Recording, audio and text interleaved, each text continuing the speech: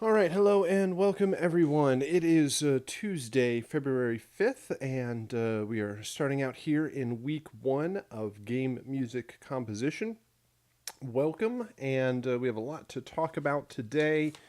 We will be introducing the kind of topics of the class, talk about what is expected of you and what to expect from the class as a whole.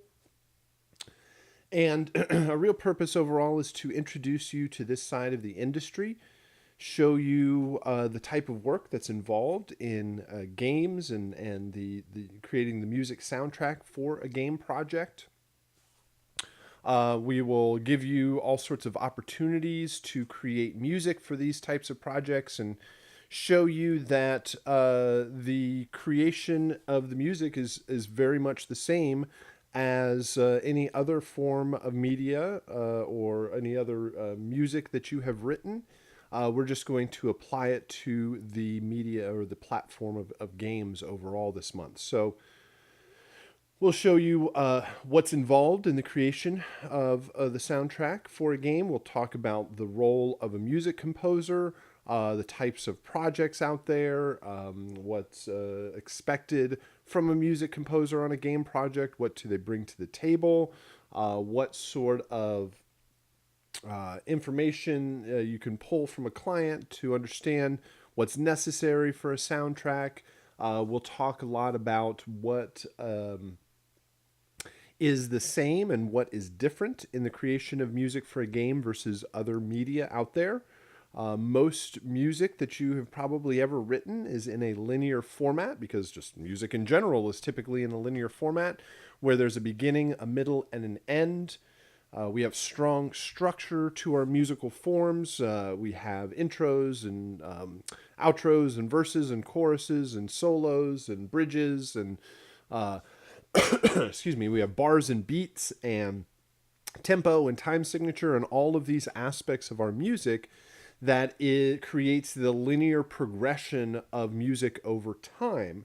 And we can count, we have a certain tempo, and that creates a certain number of beats per minute, and we can count those beats per minute and understand what a 4/4 time signature is and figure out how many bars things are.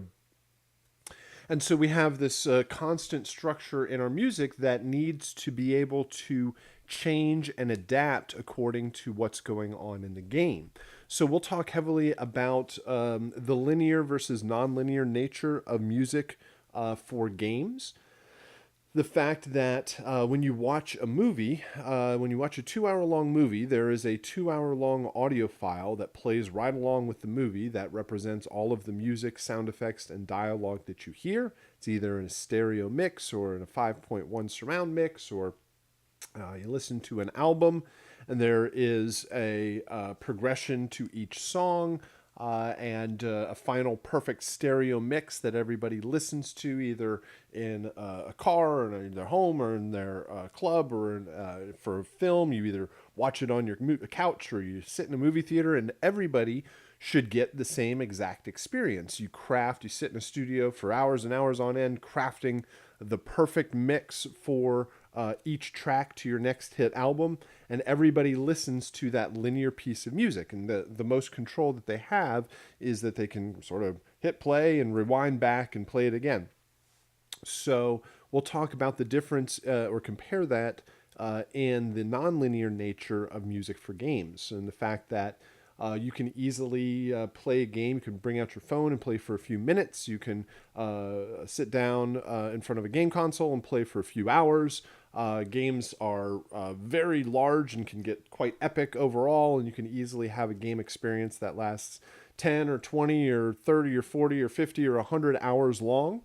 That doesn't mean that there is a piece of music there is a 100-hour long audio file that plays from beginning to end that represents the entire soundtrack to the game, differently than or in the same way that it does for a film. There's a 2 hour long audio file that represents all of the music and sound effects and dialogue that you hear.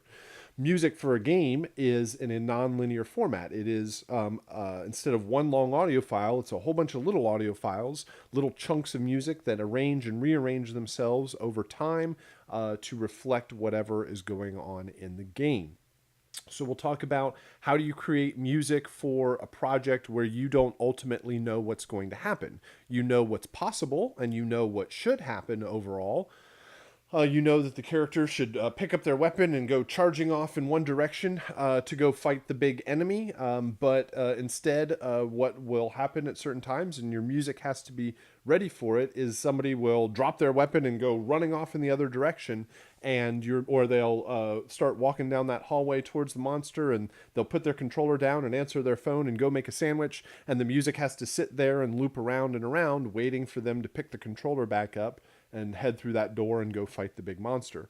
So basically, what I'm getting at is that we don't ultimately know how long things are going to go on for, how quickly somebody's going to get through the game. Sometimes people will go through there just blazing fast and try to just get through the game as fast as they can. Other people will be knocking around, knocking into walls, trying to find the next part of the game, part of the story. Your game has to be able to account for what happens if somebody goes through your game in an hour, and for somebody else it takes them 10 or 20 hours. And your music needs to be able to react. Not, of course, the projects for this month overall, but in a professional sense. So we'll talk about the linear and versus nonlinear nature of music for games. We'll compare it and contrast it to other media. I mentioned this previously. Music that you've written is probably for a linear format, for an album, or maybe to a visual overall. And the creation of music for a game, even in this sort of non-linear format, is very much the same. It's still music theory, it's still music production, it is still understanding a client's intentions with the creativity and the aesthetic and the genre and the direction overall with the music. It's still microphones and instruments and recording and mixing and synths and plugins and automation and mixing and mastering and formatting and bouncing. It's all the same production process as any other format of music.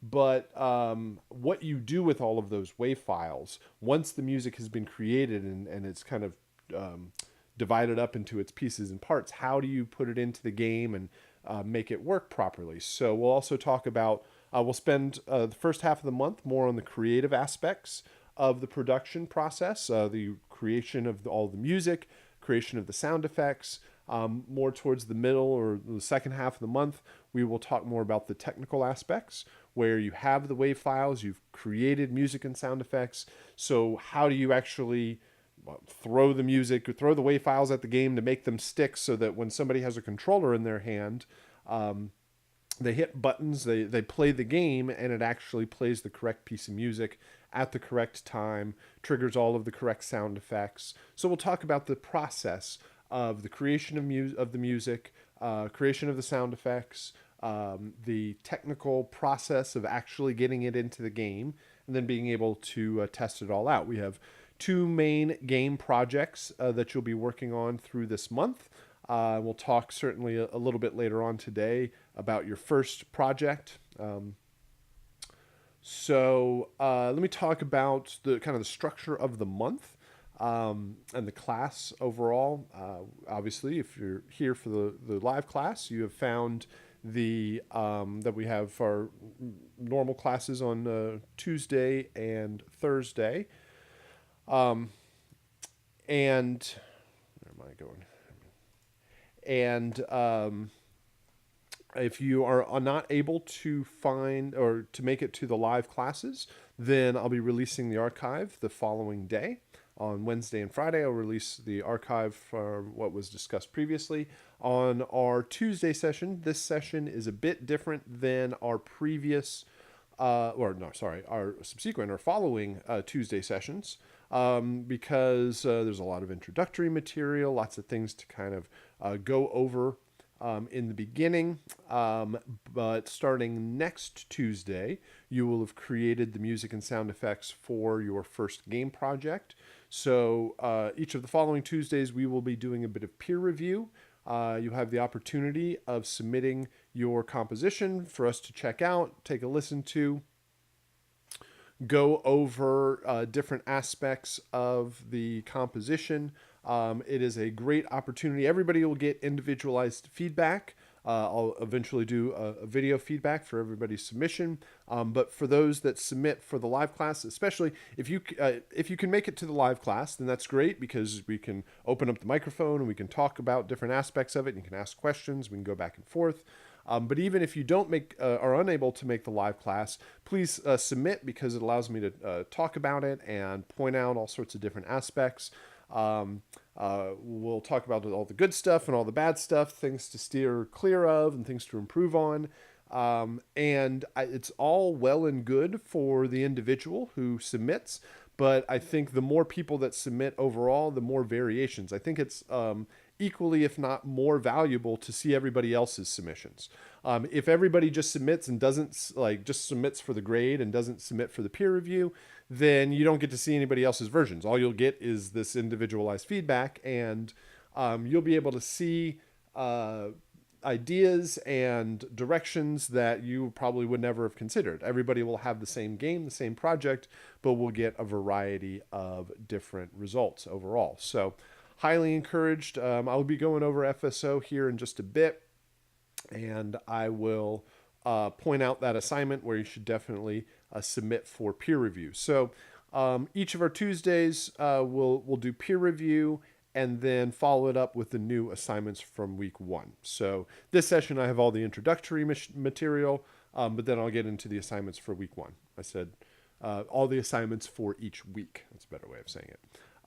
So our Tuesday sessions are peer review and class assignments. Our Thursday sessions are open sessions for discussion of the upcoming assignments. If you have any questions from the materials or the assignments, if you have anything that you want to take a listen to before you submit it for the Sunday deadline, we leave the Thursday sessions open for those materials.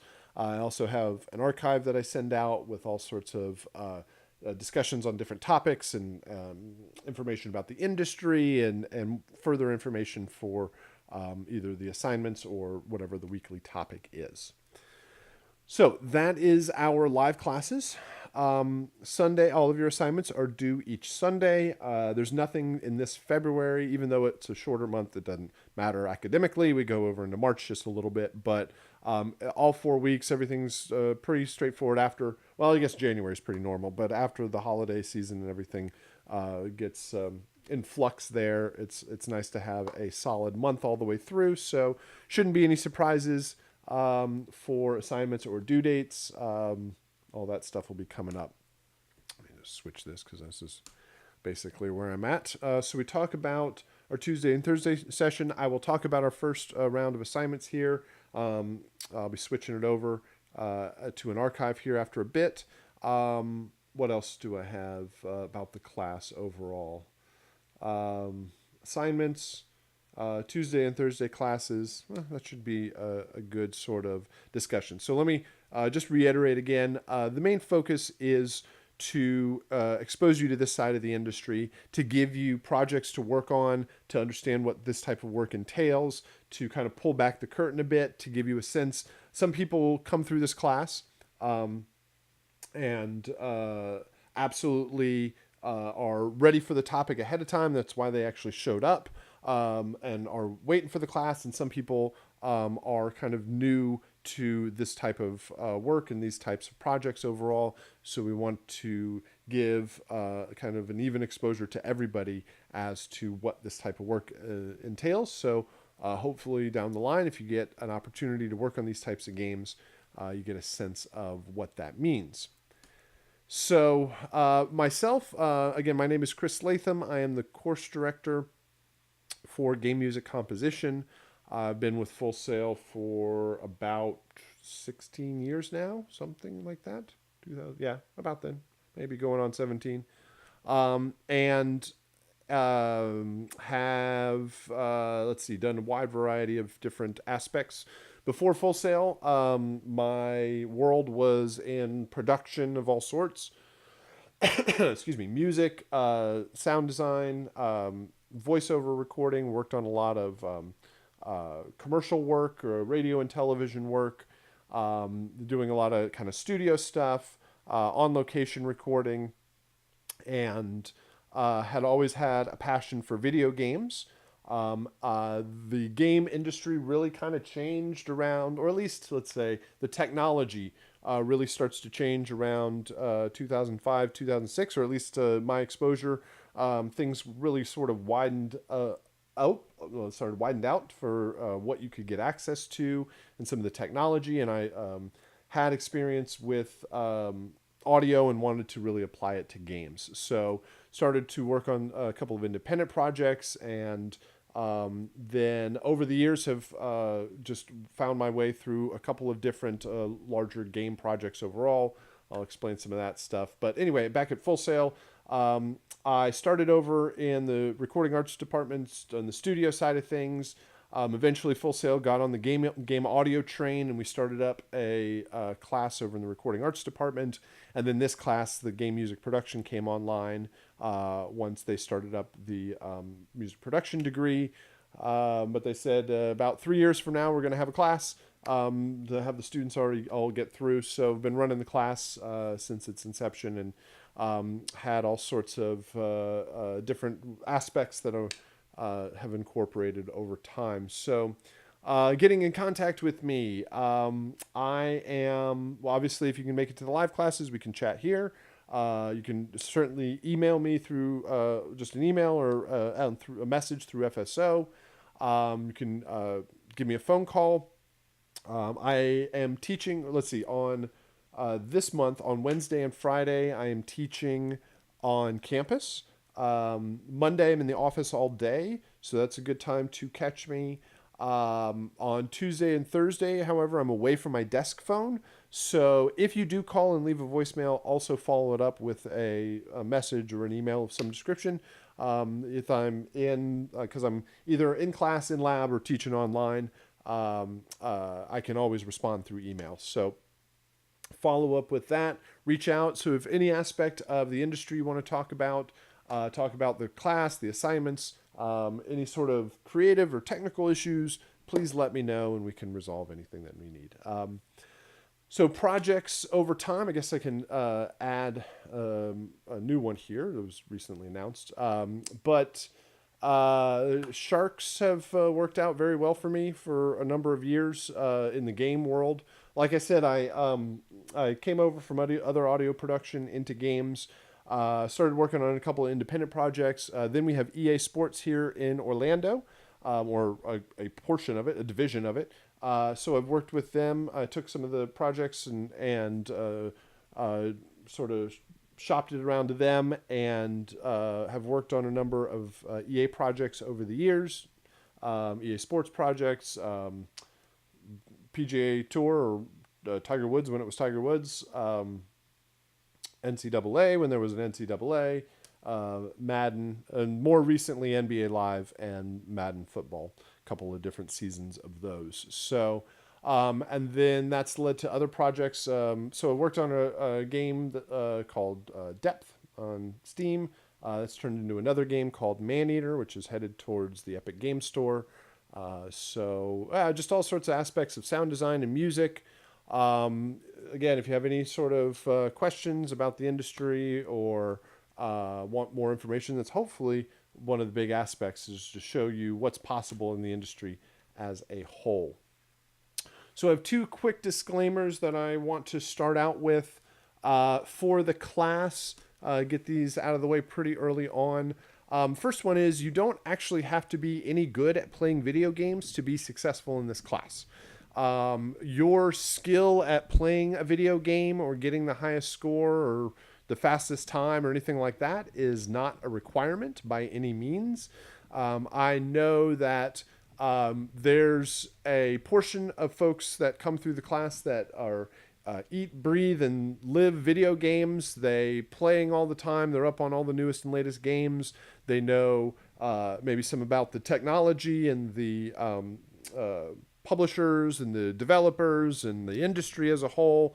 and they might be looking forward to the class and these types of projects. But I also know that there's a large percentage of folks that come through the degree program that haven't been playing video games since they were throwing quarters into an arcade machine, or since they were playing Super Mario Brothers or Smash Brothers or something like that. I guess there's a brand new one of those too, so it could be recent. But anyway, whatever your maybe the game console you might have played growing up, or none at all. There's a wide variety of folks of experience in the games industry. So your ability at actually playing video games is not important. The skills that are required are the skills that you've been gaining through this entire degree program, which is your skills in music production, music composition, understanding a client's intentions with a project, and being able to render it out into music in a specific format and a specific way. So it just so happens that we are applying this music to games this month. And so if you're one of those that are deep into the games industry, I can certainly nerd out with you all day long about different aspects of it. And for those that aren't, we'll certainly immerse you in the games industry, and we'll talk about it, and you'll be playing games and you'll be working on games. And so there's hopefully the opportunity to expose and encourage folks to check out this side of the industry as a whole. Like I said, there's a percentage of folks that are like ready for this class and have been waiting for it all the way through. That's typically a small percentage. There's a huge, large percentage of folks that go through the class and are like, I never really considered working on games before, but after going through the class and going through the material, it looks like a pretty interesting opportunity that could be another one of the possibilities to explore. And there's those that go through the class and are like, heck no, I now know that while I enjoyed the class and the material, I now know that that's not an avenue that I want to go down. And all of those aspects are perfectly viable. And it's really not just the opportunity to gain insight into what goes on in these types of projects. So number one is you don't have to be like this guy on Dance Dance Revolution, just killing it and racking up the score. Programming skills. The next one, next disclaimer here is a very common question that I get. I know music, I know sound, but do I have to be able to code and program to be able to work on games? And that is not a requirement by any means.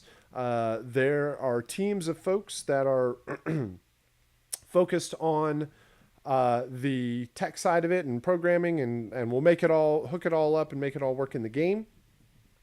They can't write you a piece of music just as much as you can't write them a line of code. So it's not a requirement by any means. There are two kind of different avenues. There's the creative and the technical side. On the creative side, you have the composers, the sound designers, the artists, the animators, the folks in the the computer animation department. They can't write code just as much as we can't write code as composers. So this is a very real aspect of the games industry. And while understanding the technical side and certainly having any sort of skills is always makes you more valuable overall, but it is not an ultimate roadblock or requirement to get involved. The requirements are being able to make amazing music that will be appropriate for their game projects. So, and there's all sorts of techniques and tools to kind of bridge the gap between this sort of programming side of things or technical side of things and the creative aspects. Now, we will get into aspects of all that. We'll introduce you to different pieces of software. We will talk about the Wise audio middleware system. This is the software tool that we will use to get your music to work in the game. We will talk about the different technical aspects, but as for being able to actually open up a text editor and start pounding away at all of the code like this person, and having that being an aspect of the production process is certainly not required. So those are two disclaimers that I wanted to sort of introduce pretty early on. Let me take a quick pause here. Let me know if you have any questions or thoughts to post up in the chat. But let me take just a second pause here.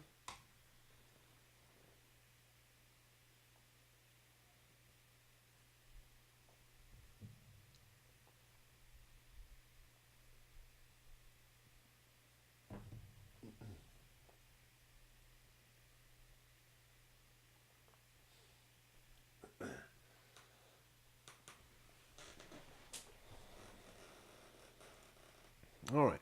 So, overall goals. What are we here for? What's our main focus? Number one is, of course, write music. That's probably why the main goal of the entire degree program. Here in the chat, excited for this month and just to get a better understanding of game audio. Excellent. Yes. All sorts of different aspects we will discuss in that process overall. And so our first main sort of goal, like I said, through the entire degree program, it just so happens that we are applying this to games, giving you all sorts of different opportunities to write music, giving you different types of projects. Really, the degree program, sort of the later classes that you're in. Certainly, the beginning is all sorts of theory and production and the tools and the techniques of the creation of music. And then later on, you're given the opportunity to write music, well, just for songwriting for an album.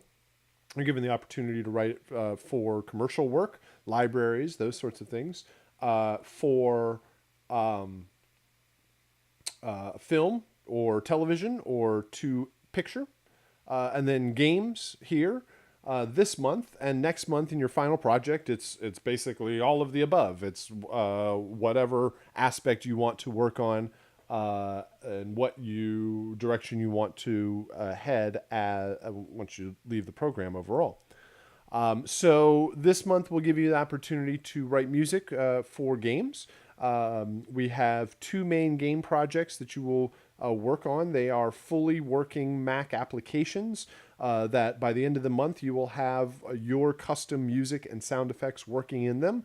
You will use the Wise audio middleware tool to set them up, to have them play back correctly, to layer and mix and loop and trigger different music. You're going to do both music and sound effects so that all aspects of the audio will be your custom work. By the end of the month, you will create video captures of your music and sound effects working in the game. They are your games. You can distribute them. You can upload them to Dropbox and send out links. You can host them on your website. However you want to use them and distribute them. You'll have videos to show off. So basically give you all sorts of aspects to work on games, create all of the music and sound effects, and then be able to give you the best means and ways to show it all off. So full projects that we will introduce. The first one you will be working on the first week here. By the end of this week, you'll have created all the music and sound effects for it. And then you'll do the second, for the second week, you'll do the same thing for the second game.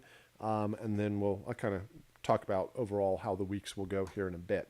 So first goal overall, obviously, is to be writing music.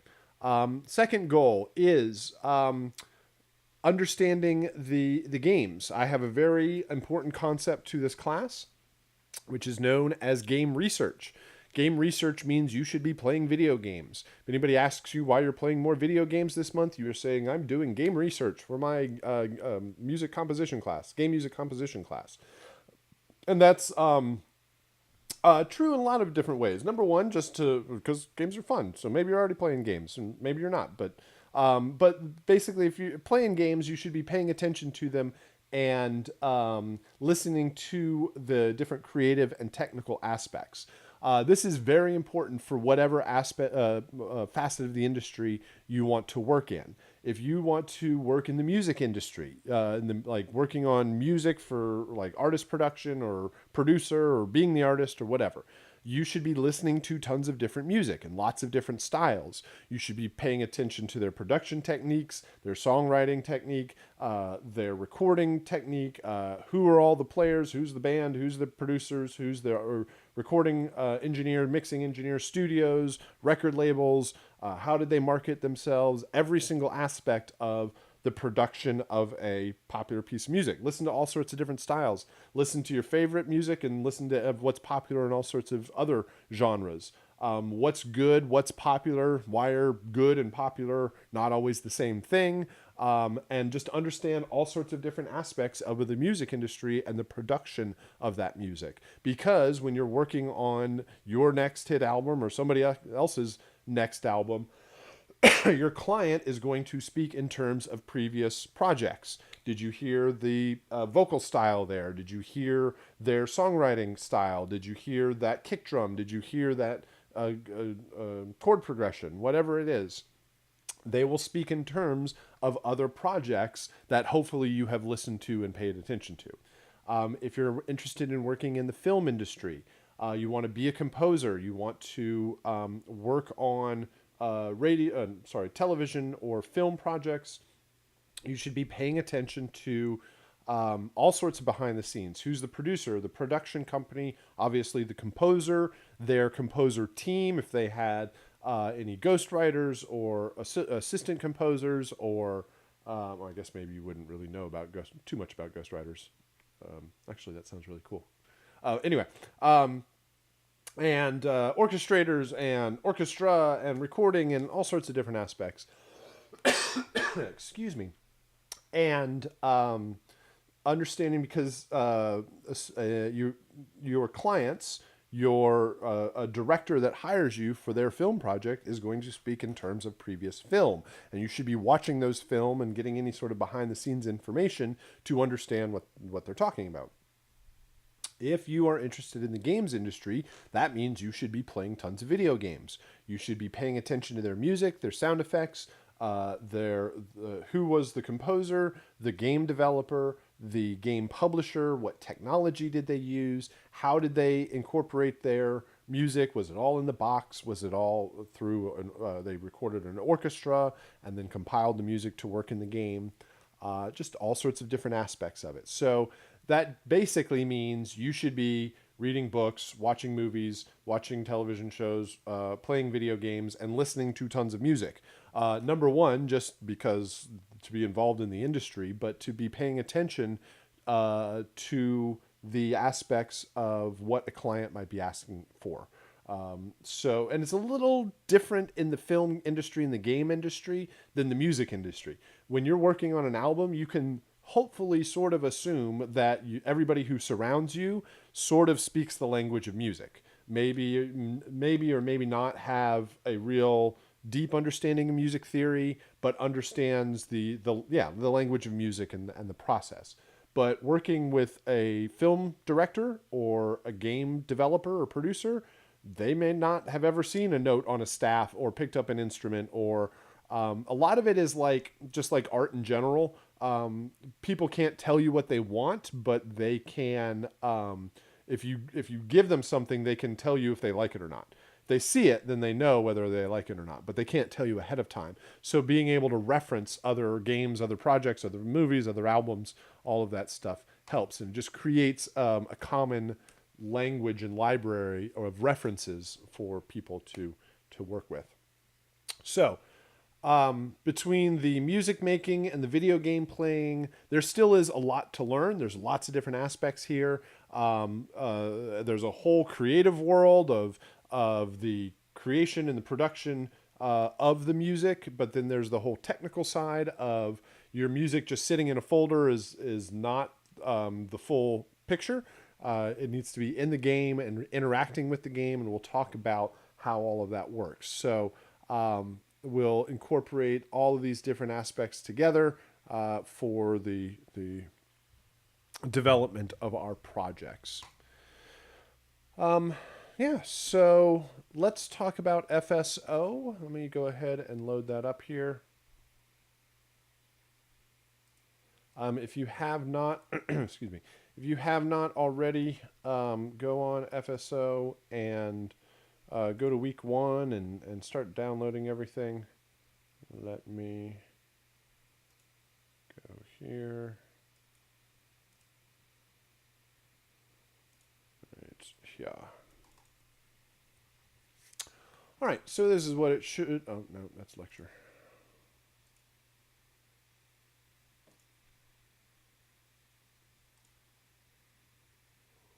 Preview. There we go. Excuse me. This is what it should look like for you on your end. Introduction, week 1, week 2, week 3, week 4. So in the introductory section here, pardon me, pretty typical stuff. If you've gotten this far in the degree program, you've probably seen a lot of this stuff or very similar. A welcome letter, contact info, FSO, support information, professional policy, just basic information and policy info. So make sure you check out all of that stuff.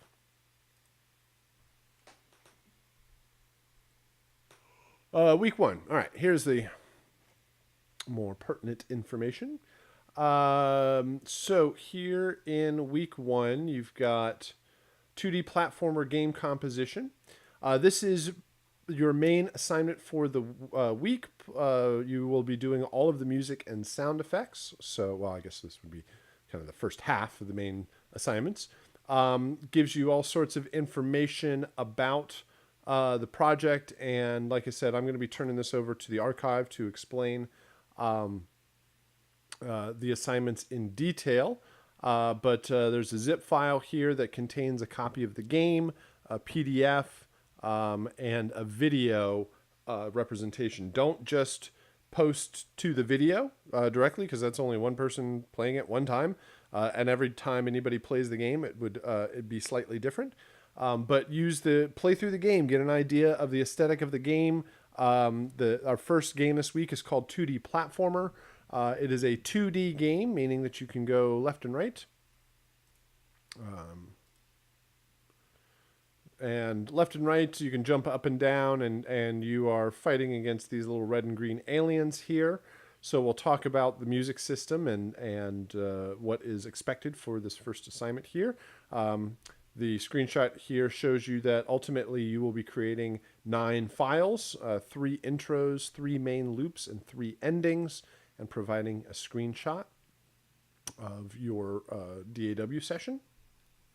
So you'll be creating all of the music for your first game project. 2D platformer session preparation here is a series of videos that kind of talks the way through how you might set up this type of session. Different approaches overall. You can download all of the videos here. It kind of works through a demo session of how it might be best prepared for this type of project. Then the other half of this, you've got the 2D platformer sound design. You will be creating the 18 sound effects for this game. A lot of these can be done with your voice. A lot of these are either lines of dialogue or what are known as vocalizations, which is often like jumps and hits and grunts and sometimes known as exertions. And so a lot of them can be done with your voice. But some of them, like the explosions and the gunshots and things like that, are sound design. We give you links to, you're probably already familiar with Westar Music. You might already be familiar with freesound.org as sources for sounds. You can use your own sources. You can record, or you can compile them from the sound libraries here. So that's the 2 main assignments, where you will create all of the music and create the sound effects. Oh, I guess here in the sound design, I give you all of the original sound effects. So you will go, you can use those as reference, and later on I'll kind of set this up and I'll show you this approach. But that doesn't mean you're using the original sound effects. You're just using them as a guide. I would suggest you load them up into Logic and look at them and check them out, and even build your sound effects directly below each one of them, and use them, like I said, as a guide to understand how long they are and how loud they are and just the overall sound and waveform and all of that. So you're given the assignment material and the original sound effects to check out. But of course, you'll be replacing all of the music and sound effects. Here is the optional feedback and peer review. You're going to bounce out your files and post them up here so that everybody can check them out. And then on Tuesday, I will load them up into Logic and kind of poke my way through them and talk about all of the different aspects of it. Here in the chat, does this also mean we can use MIDI samples from our DAW from things like EXS24 and such for sound effects? Absolutely. You can use synthesis. You can use recorded files. Just make sure that they are full and complete, and it might be, can definitely be used as layers overall. I guess what I'm picturing as something negative is just to go through different presets of a synth and go when it's like an explosion and it literally just goes beep or something like that. Not that that's the direction you're intending overall, but yes, you can use synthesis, you can use recording, you can use sample libraries, your own sound effects, or pull them from some other place. But and also there's no requirement for the type of the DAW that you use. There's only one assignment that I think is kind of specifically towards Logic, which is the chiptune assignment later on, or it's at least more easily done in Logic. But you can use whatever DAW and tools that you need to get the job done. So peer review here, very positive, very constructive. Everybody gets an opportunity to see what everybody else is doing. So the more people that submit for this, then the more variation we have and more information that's helpful for everybody. And there's one of those each week. Tuesday and Thursday class. If you're here in the go-to training for the live class, then of course you found this link. But there's all the information for each week. There's also the slide presentations for each one of the presentations. What else? Oh, then I release the archive the following day once I can render it and compile it and do all that stuff. Suggested reading and viewing. You should get a copy of the textbook that was sent out to you, A Composer's Guide to Game Music, with a couple of chapters from each week. Just kind of follows along with the class. I have a series of videos and just more information about the particular topics of the week. A great video from the guys over at Tiburon, EA Sports, talking about what they do. So just some great material overall. Each week you'll have suggested reading and viewing links. So week 2, I'll go over the rest of the weeks a little bit faster, but week 2 is very much the same. You'll be creating the music for our second game this month, which is called Angry Bots, and you'll see that a little bit later on. There's a separate session preparation assignment, which is the series of videos that show a good approach to this composition assignment. There's the sound design. Angry Bots is all about robots and explosions and kind of futuristic, techie, kind of Star Trek sliding doors and computers and all that sort of stuff. So lots of really cool opportunity for sound design. Each week you have the optional feedback and peer review. There is the Tuesday and Thursday virtual class and the suggested and reading and viewing for each week. In week 3, week 3 we change up our direction. Then we incorporate Wise. So we'll talk about how to download and install Wise, get it all set up for our projects, and then we will use Wise to set up 2D Platformer and Angry Bots. By the end of that week, week 3, you will have all of the music and sound effects implemented and functioning in the game. So we'll talk about how all of that works. And then you have your composition for that week is a chiptune composition. It is not specifically for a game, but it kind of relates to the topic of the technology, since we're talking about Wise and where the technology is here in 2019. This throws you all the way back to the dawn of game audio, and you're going to be writing a composition using the restrictions and techniques of the original Nintendo, what is sometimes known as chiptune music. And we'll discuss those tools and what's involved with that. But this one isn't for a game. It's not linear, doesn't need to loop. A little bit more of a traditional composition overall, but utilizing a very specific palette of sounds. Optional feedback and peer review. Tuesday, Thursday virtual class, suggested in reading and viewing. We have those each week. There's also a troubleshooting fact for Wise, just in case you get into over the weekend and get into some trouble, and answers a lot of common questions there that honestly are already stated up here, but are kind of quick, hopefully maybe quicker access to the answer. And then here in week 4, week 4 kind of lightens up because there is no brand new game composition. We don't have a week 5 to do peer review and revisions. Oh, I guess I should also mention that. After you get your first submission in and we do feedback and peer review, you'll get your individualized video and grade.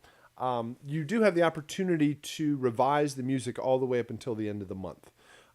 Especially after you get it into the game and test it out, you'll probably find things, different aspects that you want to change about it. So you have the opportunity to revise it all the way into the end of the month before kind of the final project grade. And this will give you the opportunity to see how it works and basically best improve the project overall before the final version of it. So here in week 4, you'll be doing final game captures. By this point, you will have the music and sound effects working. You will have tested it out. You can make, like I said, you can make any tweaks or revisions all the way until the end, and then you will create a video capture of it. That way you'll have it for easy to add to a portfolio or demo reel or show off a client or something like that. So not only will you have the game aspect of it, but you'll have a video capture of it that's easier to distribute overall. There's a discussion post to share your game capture, so once everything is done, you can upload it there and let everybody else check out your work. There's the Tuesday, Thursday virtual class. There's the suggested reading and viewing down here. Your final project delivery, this kind of biggest grade, and summarizes the work through the month here, and just kind of gives you the opportunity to submit the final version of everything. This is a series, it's a 10-question test, but it isn't a test that you would study for overall because you have all the answers already. It's mainly a way for me to gather all of the information. You submit your YouTube video of the final version of your game working.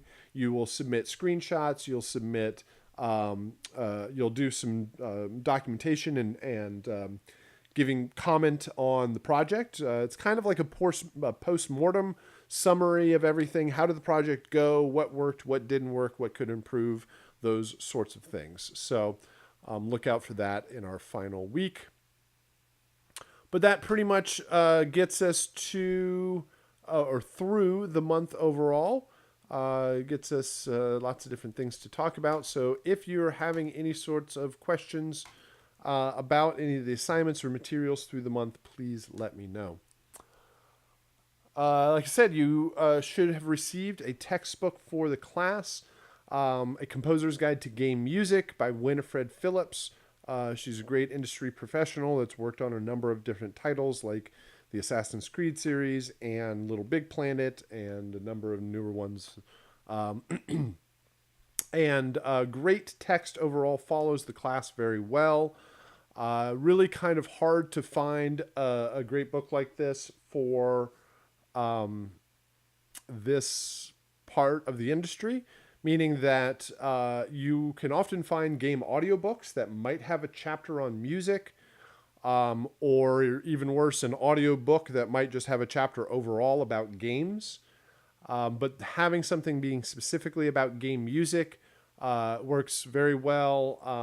It also it focuses mainly on the creative aspects, the compositional aspects, and the business aspects. It doesn't really focus on the technology, and that's good because that can or does change very, very rapidly and does not necessarily, or is not very easy to keep up with in a textbook.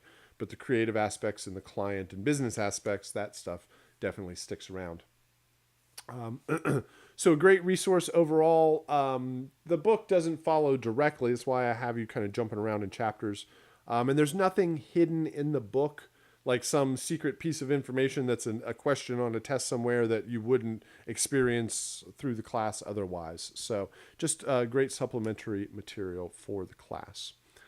All right. So this is, I lost myself. This is where I am going to wrap it up and kind of switch it over to the archive, where the archive will explain all of the assignments for the week. So we'll wrap it up there. I'm going to stick around for a few minutes after class. If you have any questions overall on the introductory material, and I will send out the archive here later on. And yeah, but let's wrap it up there. If you have any questions, please post them up in the chat. We'll be back around on Thursday. We can meet again if you have questions about the assignments or have done any work that you want to check out, want to get a bit of feedback before you turn it in on Sunday, we can do that there. All right. So other than that, you have a good rest of your day, and I will see you again on Thursday. All right. So let's discuss our first game project here. We will discuss our 2D platformer game. Just here in the chat, has anybody had the opportunity to download the game and play it? Got an opportunity to check it out and see what the game is all about. It is hopefully pretty easy to play and get a sense of what's going on here. So when you... Where'd this go? When you download everything, you get a copy of the game itself. You get a copy of this video of the game, and you get a copy of the assignment PDF. Just bring this up here. There we go. And bring this up here. And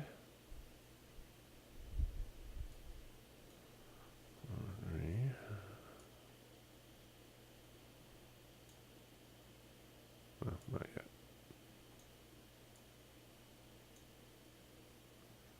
Let's see here. Let's see if this actually... You might be able... No, you won't be able to hear it. I don't think I have that currently set up. Oh, wait, hold on. I think I can get the audio going here. Hold on.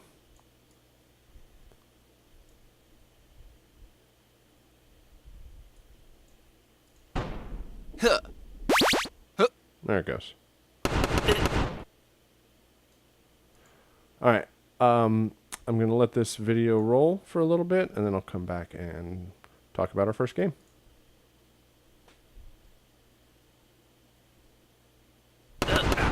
Bring it on. Keep it classy. I say, old bean.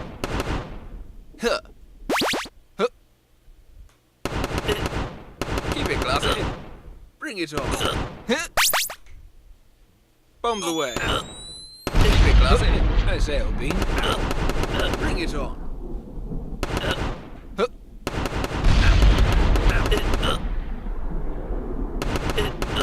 Keep it classy. I say, old bean. Bring it on. I say, old bean. Bring it on. Keep it classy. Oh. Ow, ow, ow, ow. I say, old bean.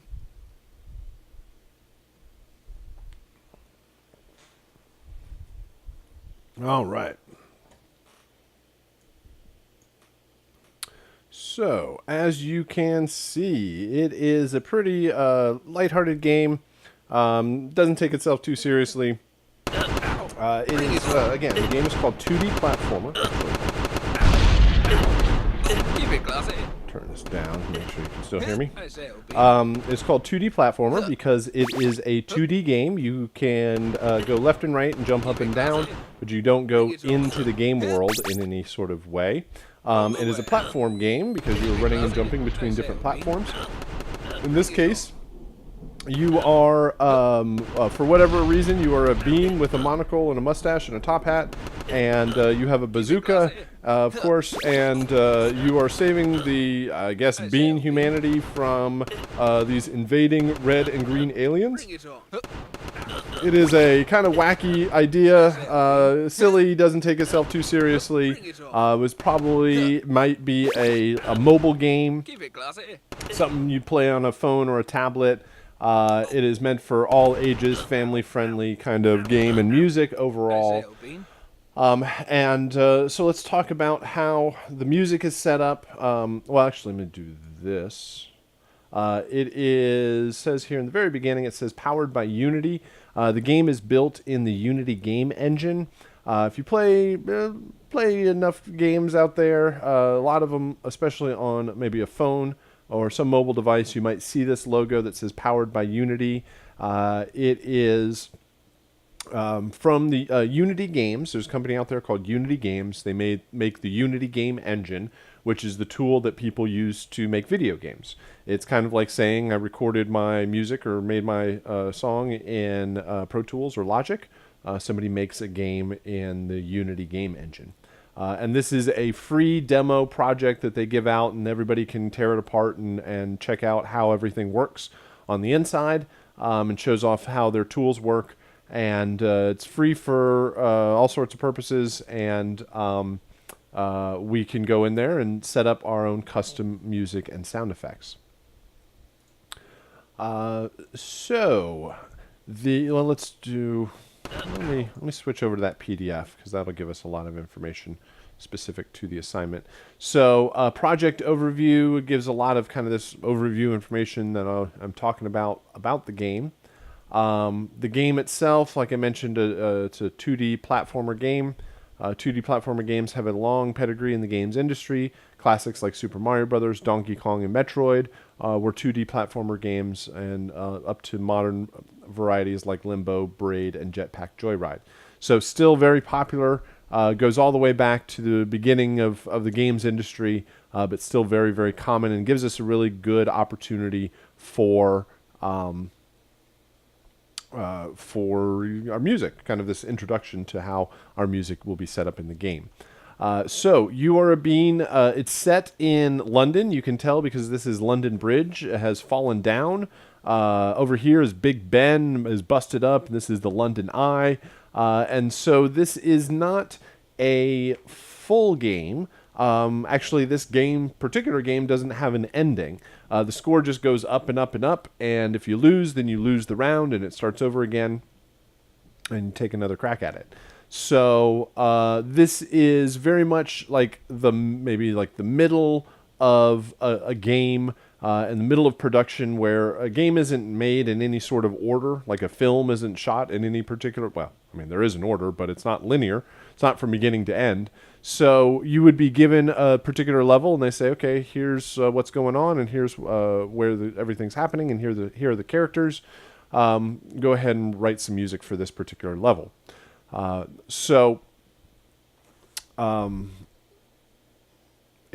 takes place in London. It's a kind of a sci-fi vibe to it, but it's still lighthearted. Could be campy. I have here musical style. So we leave the actual style of the music, the genre of the music, up to you. Since this is the first attempt at writing, more than likely, first opportunity to write music for a game, and there's a particular setup to focus on. We want you to be able to write music in whatever style you feel most appropriate and are comfortable with for this game. There are a couple of those influences that you can pull from. Since it is set in London, you could have sort of a British influence to it. There's also the sci-fi influence from the Alien Invasion. I've listed here Monty Python meets Mars Attacks, or Benny Hill versus the Body Snatchers.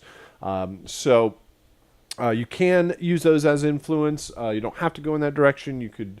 It should be fast-paced or up-tempo, energetic, so it kind of pushes the pacing of the game forward. Nothing too slow or laid back or like dark and depressing. And you want to keep up the energy for the pacing of the game.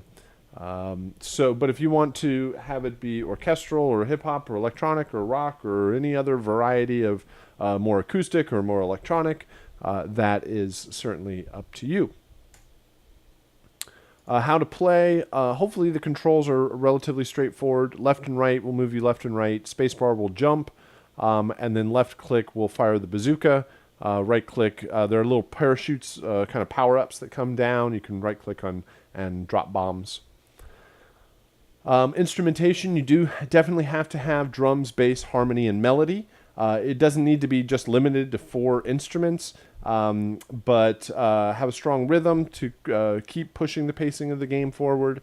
Have especially a strong melody that develops and utilizes the full number of bars for each cue that you're creating to develop a strong melodic idea. The melody is going to create the most variation and development to the music. Then the music. The harmony and the bass kind of is there to support what's going on in the melody and the rhythm. So you should probably have a strong melodic lead, a couple of instruments operating as the harmony, strong bass line, and a couple of layers of drums, or not, kick, snare, hi-hat, or other layers of percussion. All right, so next here is this asset list. This is probably the most important piece of information for everything, and it actually answers your question here. Here in the chat, we have to make 9 1-minute tracks in total. No, you are going to create 9 wave files for this composition, but they're not 1-minute tracks. The music for the game is divided up into intros, main loops, and endings. It's a very, very common approach for music in games. Sometimes it's known as start, loop, and stop. There's like a beginning, something in the middle that loops over and over again, and then an ending or resolution to everything. So we're also introducing a bit of randomization. So there are 3 intros, there are 3 main loops, and there are 3 endings. The intros are 2 bars long, the main loops are each 8 bars long, and the endings are 2 bars long. You should think about it as one composition that can be divided out into 9 pieces. So I'll explain how the music will work and how it will play back in the game. Everything is going to be 16-bit, 44.1 stereo files. The intros and endings only play one time, and then the main loops need to be set up to loop because they're going to play back in a random order. So this is how the files will play. When the game starts, your character kind of drops in onto the main platform. And when the game starts, the game says, or the computer says, okay, the game has started. What do I do now? And the game looks at the code and says, okay, there should be 3 intro files. Randomly choose one of those and play it. And we, as the composer, have set it up to be 2 bars. You can be at any tempo you want. Now, granted, a little faster tempo or more up-tempo kind of feel definitely helps. But everybody could write at different BPMs and tempos. The game doesn't care about how long the file is. All it knows is when the first 1 or 0 starts, like when the first bit starts and the last bit ends. And it plays from beginning to end on each one of these files. So it randomly chooses, let's say it chooses intro 2, and it starts playing that music. So the game starts, intro 2 plays, and it plays for 2 bars. At the end of those 2 bars, the computer says, okay, that file is done now. What do I do? And the game looks at the code and says, all right, there should be 3 main loop files. Randomly choose one of them and play it. Now, you need to make sure that all of these files are in the same tempo, the same time signature, and in the same key, so that it sounds like one cohesive piece of music all playing back. And they'll be set up so they kind of butt up against each other and play back to back to create a seamless piece of music, so that whoever's playing the game never hears any sort of pauses or gaps in the playback of music. It's also very important to understand that intro 1 does not necessarily or does not always go to main loop 1, and which does not always go to ending 1. It is completely random. So it goes to intro 2, it ends and says, all right, I'm going to choose main loop 3 and play that for 8 bars. It plays the first intro, then it goes into the main loop. When it reaches the end of that 8 bars, the computer says, okay, I've reached the end of that file. What do I do next? Well, as long as the game is still being played, then it says, all right, well, choose another main loop and play that one. All right, well, it's going to choose main loop 1 and play that for 8 bars. And then it plays through main loop 1, reaches the end of that, and it goes and says, all right, randomly choose another one. Then it chooses main loop 3 again. Then it goes to main loop 2. Then it goes back to 1. Then it goes to 2, then it chooses main loop 3. Let's say it chooses main loop 3 times in a row. Because it's completely random, it can play the same file over and over again. That's why the files have to be set up to loop. So as long as these 3 files are 8 bars long, in the same tempo, same key, same time signature, effectively playing the same, not the exact same chord progression, but basically 3 variations on a similar idea, then it will feel like one seamless piece of music that plays back as the game is being played. And the player will hear these 3 main loops as the main piece of music. While they're playing the game, for the most period of time, they will be hearing these 3 main loops playing back. So the game starts, it randomly chooses an intro, and it plays that back. The intros, you need to make sure that the end of the intros make sense to transition to the beginning of a main loop, which means that you probably be well served to start each one of the main loops on the same chord, probably the tonic, so that it's like an anchor point. So you can go off in your composition in whatever direction you want. You always know you're going to return back to that initial maybe tonic chord. So your intros shouldn't end on a tonic, or else it'll repeat the same chord twice. So your intros are going to need to build. They need to create anticipation. They need to create rise, and then drop, like maybe hang on a 4 or 5 chord, and then drop in on the tonic on the beginning of a main loop. What if the player fails the game before the loop is over? Is it going to stop right in the middle and go to the ending? Yes. Or does it wait to finish the main loop then to play the ending? Nope. It is going to cut off immediately.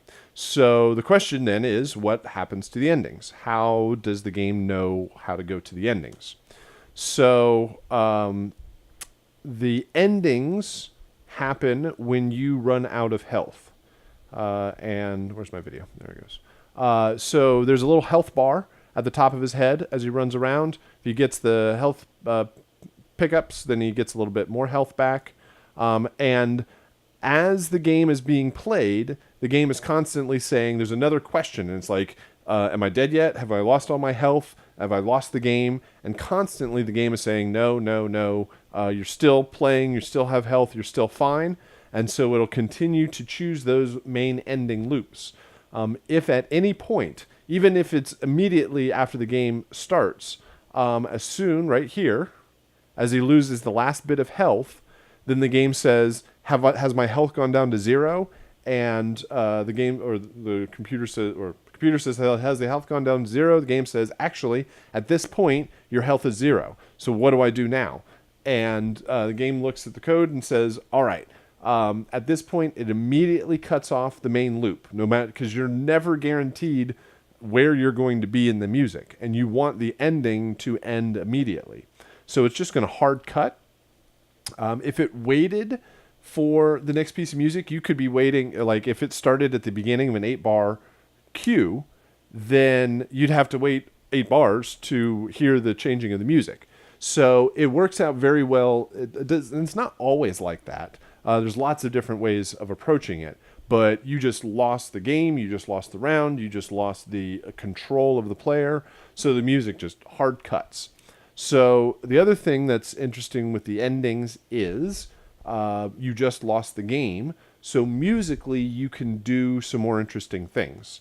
The endings don't connect to any other piece of music like the intros and the main loops do. So when you fall off the edge, there's like 4 seconds here or so before you respawn up at the top again, and the game starts over again, and the whole loop starts over. So with the endings, you could do things like there's still 2 bars. Where'd it go? 2-bar endings. So as soon as you lose all your health, it cuts off everything and immediately goes into one of these 3 endings. It randomly chooses one of them. The endings are meant to be the ending. They're meant to resolve the music. They can be a strong, typical resolution, or you could do things like the entire rest of the music is in a major key. You just lost in the endings, and so it could be all in minor, or it could be just completely dissonant, or everything's going along through the main piece of music at a steady clip, and the whole band just falls apart. But just kind of everything loses its tempo and groove. You could throw it out into a whole bunch of reverb or effects, or bit crush it so it all falls apart. There's just a lot of fun things that you can do with the ending cues versus what's going on, how everything with the intros and main loops have to connect. So let me play some examples here. I've kind of talked my way through a lot of this stuff. How about...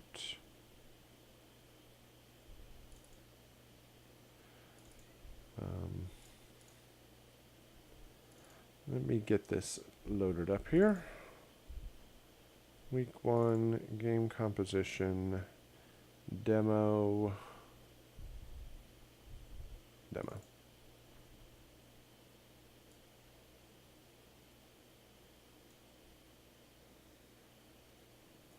Hold on a sec.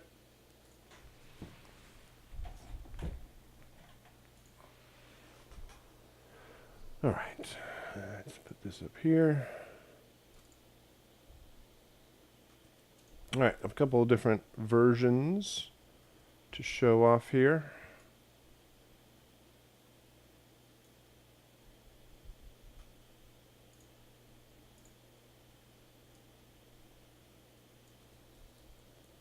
All right, so each track is an individual student submission. Here are 9 files of a submission. We have the 3 ending cues, we have the 3 intro cues, and we have the 3 main loops. And I just kind of separate them out because we'll listen to them one at a time.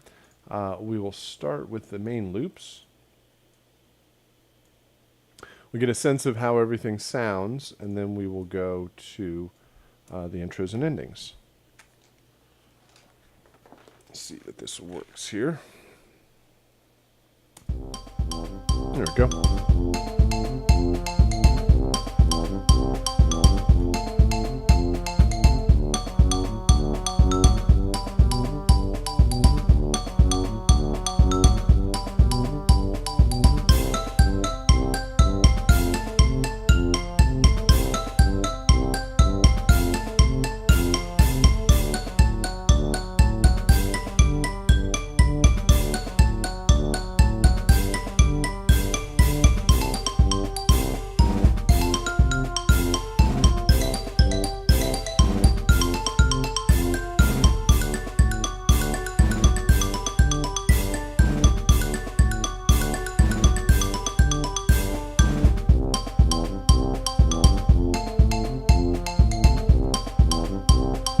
All right. So, as we hear, everything is in the same key, the same tempo. There's slight changes from one to the next. Changes in the melody, changes in the rhythm, changes in the chord progression and the bass. There's no gaps in between each one of them. They seamlessly transition. There should be no kind of hiccups as it jumps from one to the next or loops around. And there's a equal mix or kind of a consistent mix across all of them. 3 intros. Again, these intros are meant to build up and kind of build energy or intensity as they head into the main loops.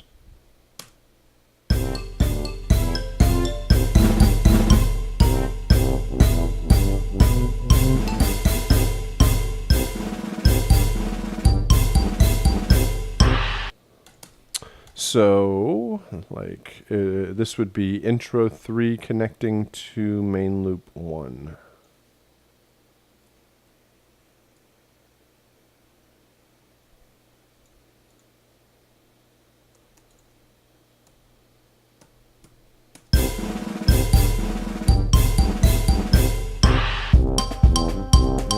So it kind of builds and kind of hangs before it drops down on the 1 chord in the main loops.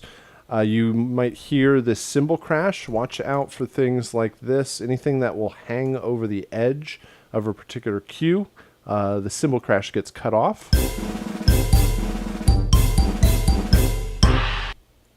So what that means is either you would have to put the cymbal tail at the beginning of each one of these, or move this cymbal crash back, or just probably best not even have a cymbal crash.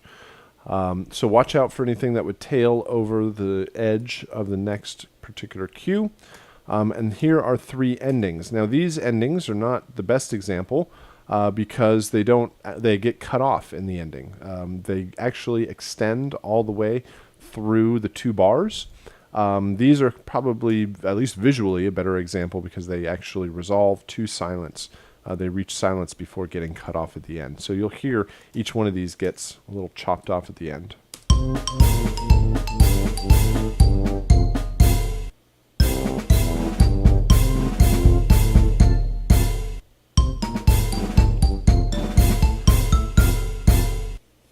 So you do not need to use the full 2 bars of the ending cues. So you can either end early in the 2 bars, like end on beat 1 of bar 2 or beat 3 of bar 2, or if you need to extend throughout the entire 2 bars, as long as the music ends within 2 bars, if you need a little bit of extra room for the tail to fade out to silence, that's perfectly fine.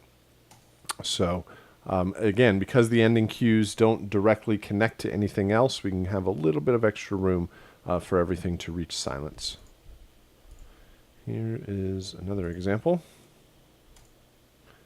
Let me know if you have any questions on the music or how it is set up.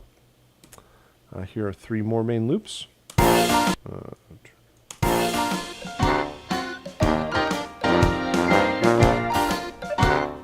Now these are all more acoustic, they're all from sample libraries, but acoustic sources. The ones later on are more synthy game sounding.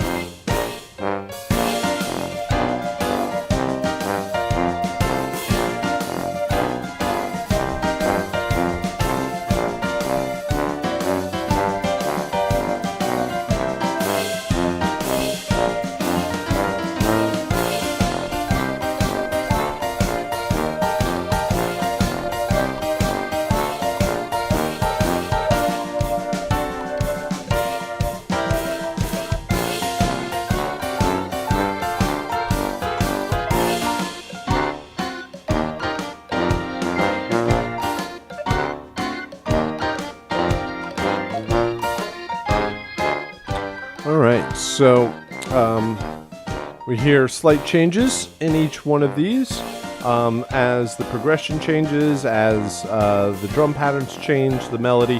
One of the biggest things to avoid is repetition. The music is going to be repetitive enough already. You have 3 8-bar loops that make up a majority of the music, but having repetition in a particular 8-bar loop, like stating the same 4-bar phrase twice within an 8-bar cue, just makes it even more repetitive overall. So use that melody to create a lot of development over the course of each 8-bar phrase. 3 intros. Let's try that again.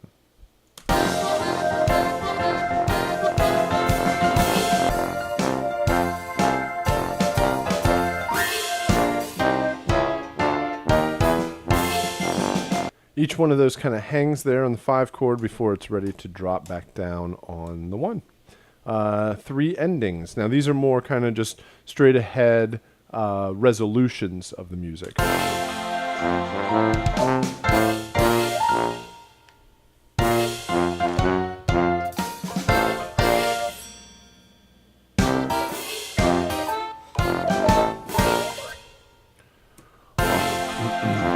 All right. So let me jump down here. Oops, let me mute that.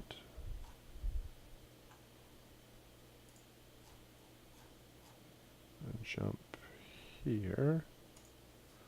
And we'll do these. Now these have a stronger kind of lead melodic line with more of a straight ahead rhythm. Oops.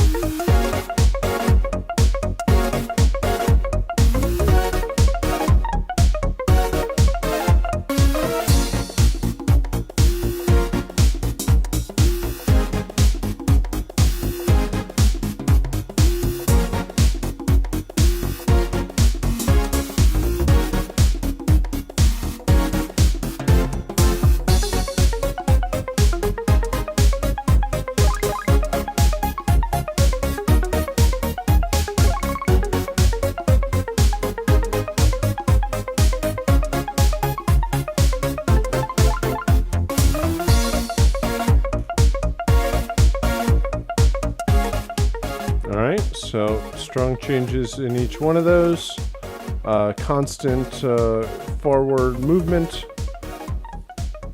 Here are 3 intros.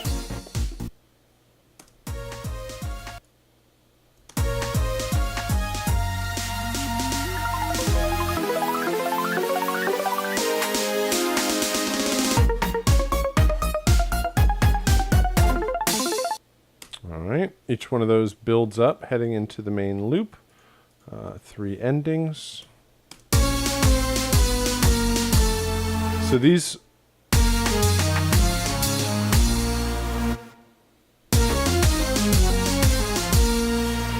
are a good example of sort of indicating that you've lost the game. You can hear each one of those as a sense of just kind of something's gone wrong.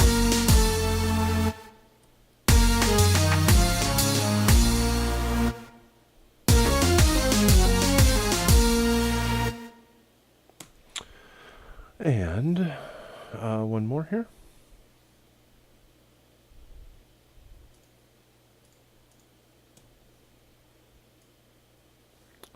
All right, here's the main loop.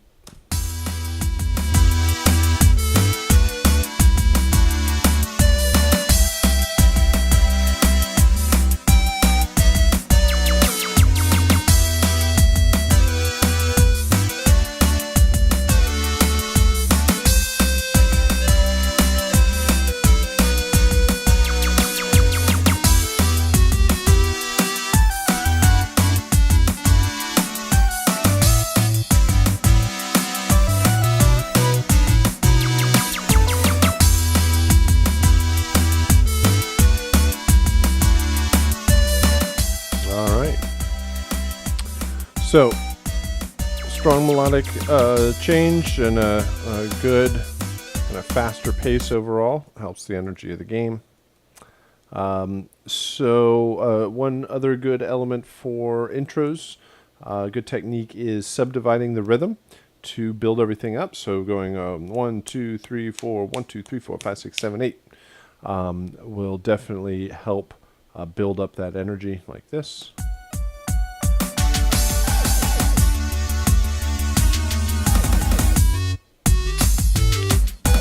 One, two, three, four, 1, 2, 3, 4, 5, 6, 7, 8. Here in the chat, so it could be any genre you like. Yes, as long as it kind of fits the energy of the game and the kind of overall aesthetic and tone. The instrumentation and the genre are up to you. And we got 3 endings. Oops.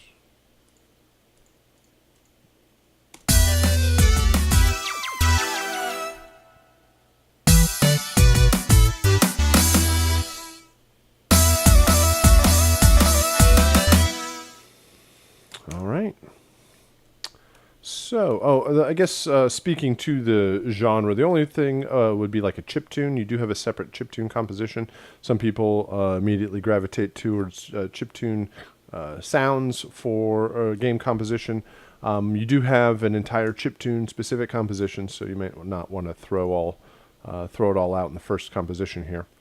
All right, so that is the parts that I wanted to introduce for 2D platformer game composition. Please let me know if you have any questions as we go forward or throughout the week as you work on that composition. What else do we have? So next here is what tunes? Next here is sound design. So let's talk about the sound effects for the game. As you might have noticed, a lot of the sound effects for this game can be done with your voice. They're what are known as vocalizations, sometimes known as efforts or exertions. Those are going to be hits, ouches, jumps in this game, and there are variations of those for the enemies and for the player character. There's also these lines of dialogue as taunts. So when you download the sound design, is it this one? No. I have it over here. When you download this assignment, week 1, sound design, you get something that looks like this. All right, you get a PDF like this, and you get all of the original sound effects. So the PDF mainly tells you how to format everything. There's a section on sourcing sound effects. So there are 2 links in here. You're probably already familiar with Westar Music. It does have a sound effects library that you can access with some great source material for this. There's also another site out there called freesound.org. Freesound is a very large crowdsourced library on the internet that is filled with tons and tons of sounds. The problem is most of them, or not most of them, a lot of them are not very good sounds, but there are some very usable sound effects in there. It's just large, and you got to search through and find what you want. So they have probably a lot of variations for what you're looking for. Or if you want to record your own sounds, or if you want to source them, you have your own sound somewhere else. And like I said, a majority of these can be done with your voice. So there's pictures and descriptions of each one of the sound effects, so you know what we're sort of referring to. And again, there is the asset list for all of the sound design. Everything, again, is going to be in 16-bit 44.1. You need to make sure that all of the files are named exactly according to the asset list. And so here is how I would suggest you approach this assignment. You have, like I mentioned earlier, when you download this, you get access to all of the original sound effects. So I would suggest that you open up a brand new blank session in Logic and import all of the sound effects into your Logic session and use these as a guide as you are building your own sound effects. Place all the files on one track. They are in all sorts of different formats. Go ahead and just convert the files. Make sure they'll just be in whatever format your session is. And then you will create a couple of blank tracks down below that as you are building your own sound effects. Then you'll probably need to spread these out a bit so that you have kind of clear place to work on all your sounds. And I'm not going to actually go through here and spread all these out. But then you will do your own sound design directly below there. You can use your use the original sound effects as a guide. Now, ultimately, you'll mute this out and you won't actually bounce this into your own custom version. But in the meantime, you can use it as a guide to know what sound it is, how loud it is, how long it is, the overall shape, like the attack and decay of the sound. You can get a reference of generally what it's supposed to sound like. And build your own versions down below. Now, I'm going to completely cheat here, and you're not going to do it this way, but just for a visualization, you would have your own, your own variations down here below. You would mute this out, and you would bounce out your version of it. It doesn't need to be exactly the same. It doesn't need to be the same length, or I mean, obviously use them as a strong guide overall, but go ahead and you can certainly create your own variation.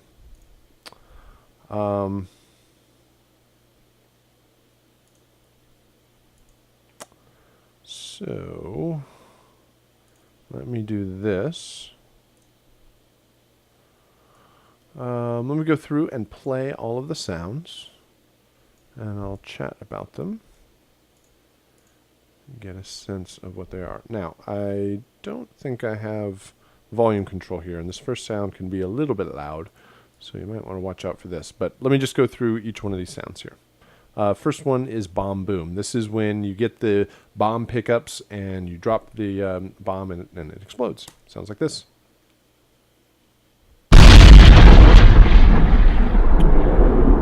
All right, this is a very long explosion. It's 7 seconds. I don't know that your explosion needs to be that long, and most of it is actually masked by the rest of the sounds in the game because it gets pretty quiet earlier in the file. But big explosion when the bombs go off. This is a bomb fuse. This is when you drop the bomb. It doesn't immediately go off. It takes about a second, and you hear the sound almost like a timer beforehand. The fuse. All right. So a second long or so sound right before the bomb goes off. Bomb pickup. This is a kind of a sound, kind of a gamey sound effect sound. It does not sound like you actually picking something up. This is also kind of loud. So this kind of arcadey sound for picking up those power-ups. Bomb set down. This is a line of dialogue. Bombs away. So you don't have to say exactly what they say. You could say bombs away. You don't have to say it in a British accent, or you can. You can make up your own custom lines. That's always fun to make it your own. Certainly keep it clean and family friendly overall, but have fun coming up with your own lines. Enemy death. This is when you kill one of the enemies. When you hit them with the bazooka, you hear very simple sounds.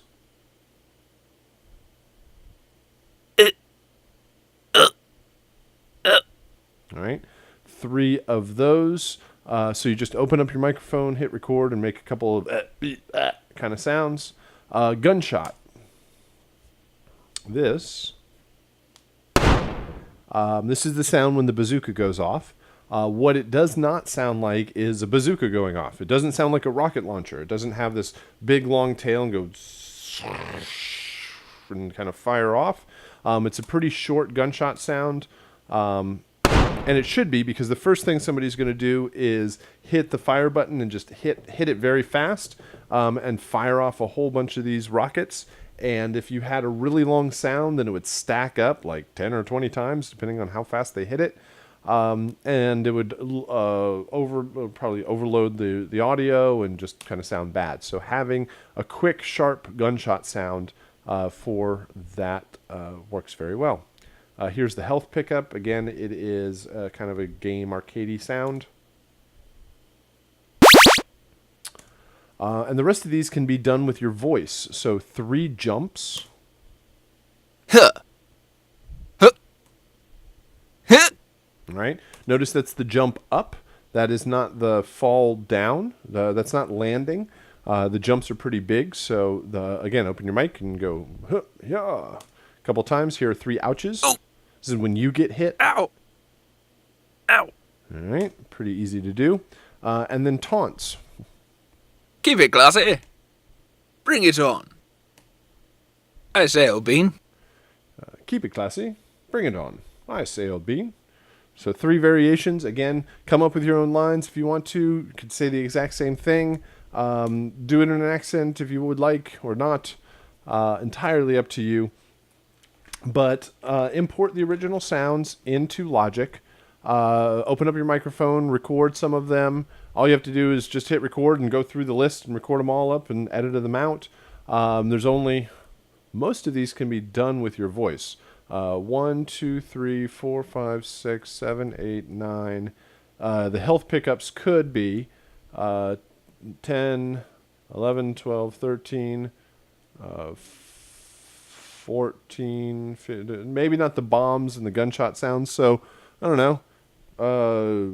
13, 14 of the sounds can be done with your voice.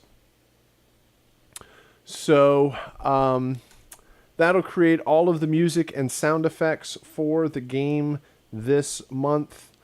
Last thing here is your second game of the month, which is called Angry Box.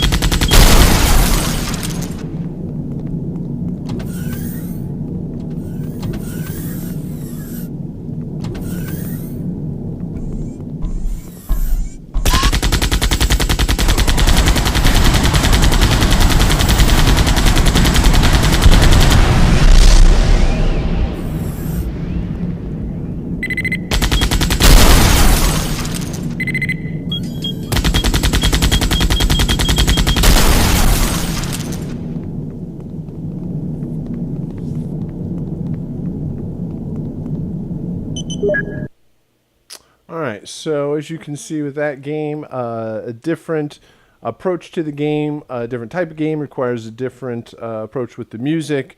It's much more futuristic and techy and, again, takes itself seriously and dark and there's kind of futuristic elements to it. Robots, and it's a great opportunity for music and sound design. So we'll start talking about that next week. But I definitely wanted just to throw that out there and introduce it to you. All right, well, that's certainly a lot of information for our first round. Please let me know if you have any questions. I'll stick around for a few minutes after the class, or if you want to reach out on FSO or through email with any questions that you might have. Other than that, we'll be around again on Thursday. If you want to come by with any composition or questions that you might have, let me know. So other than that, thank you very much, and I'll see you again on Thursday.